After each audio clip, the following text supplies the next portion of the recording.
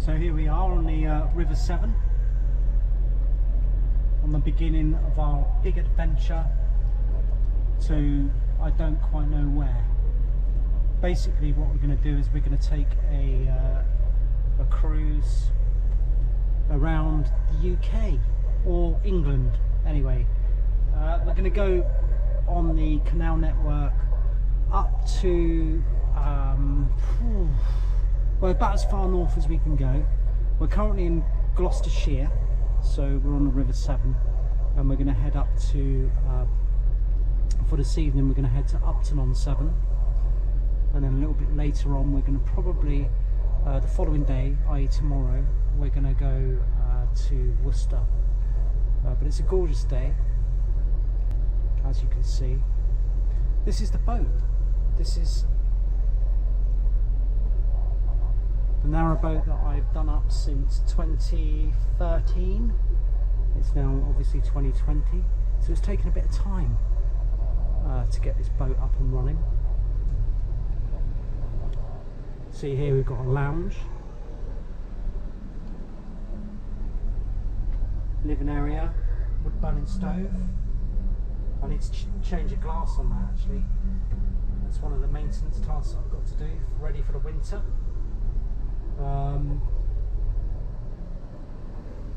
Living area, TV, and then the kitchen.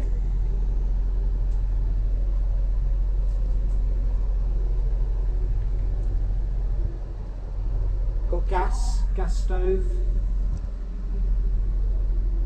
the all important coffee machine,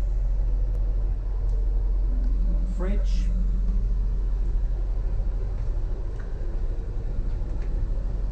juicer, blender, you know, all of the mod cons basically that you would need in a normal house. Some gin glasses there, which is quite important. Pretty good view. That's not bad from your kitchen window, is it? And then through there we've got, it might be a bit dark, but we've got a hallway, some side doors,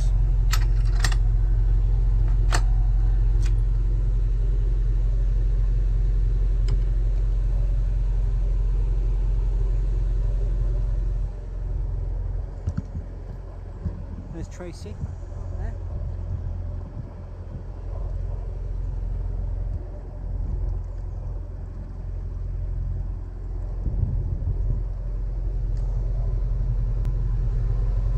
In here's the bathroom. That's quite a small space, but in there we've got shower, sink, and toilet. This is one of the rooms that I need to do a bit of work on. Okay, but it is it's working, it's functional.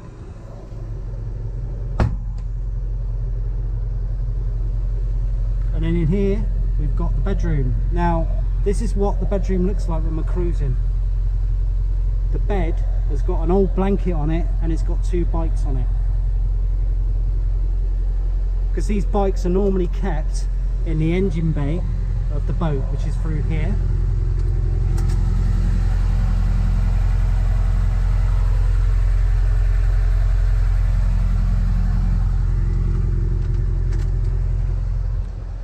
But when we're cruising, we stick the bikes on the bed.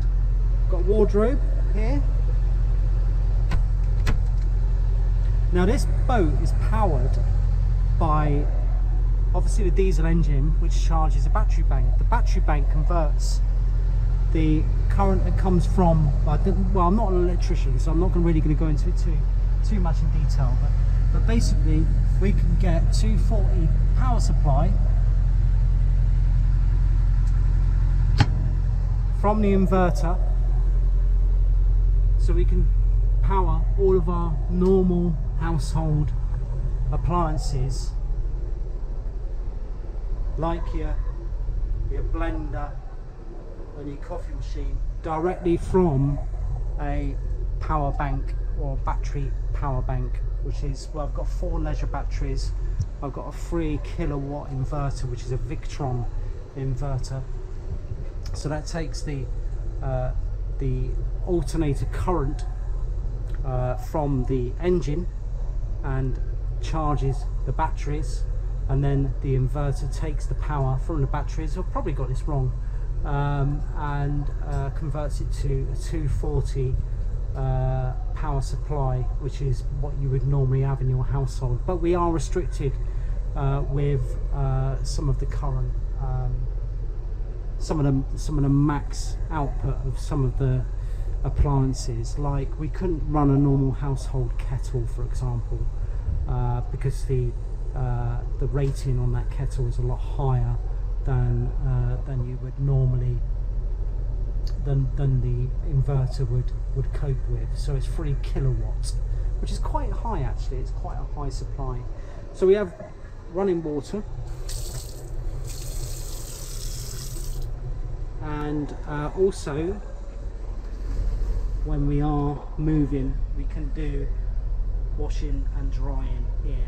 Now this washer dryer is great, but it doesn't dry very well. So what we do is, when we do our washing, we do it to a point where it's like nearly dry, and then we hang up all of our clothes on this rail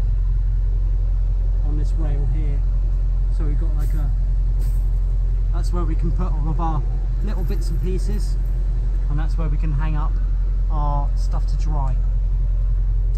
So that's basically a tour of a 60-foot narrowboat, and oh yeah, plenty of cupboard space for all of our food, and plenty of drawer space, all bits and pieces there for knives and forks and all of those bits and pieces you would need in the house. Let's have another look outside. It looks quite cracking out here today on the River Severn.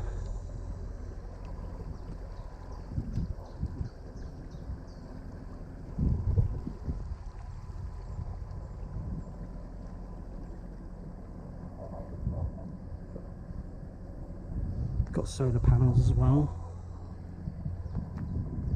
Those 3 solar panels are going all the time, and they give us quite a good supply throughout the day. Charges the batteries as well when we're not using the engine, and yeah, all good.